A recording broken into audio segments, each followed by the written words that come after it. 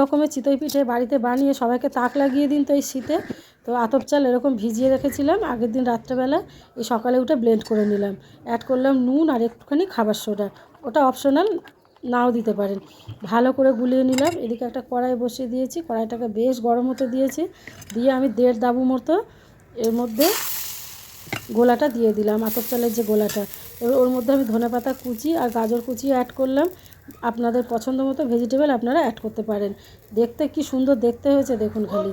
তো একটুখানি গন্ধরাজ লেবুর জেসও দিয়ে দিলাম, ব্যাস তৈরি হয়ে গেল কিন্তু আমার আজকে ধনিয়া চিতই। তো আর একটা ইউনিক পদ্ধতিতে আপনাদের দেখাচ্ছি, ইউনিক ডিম চিতই।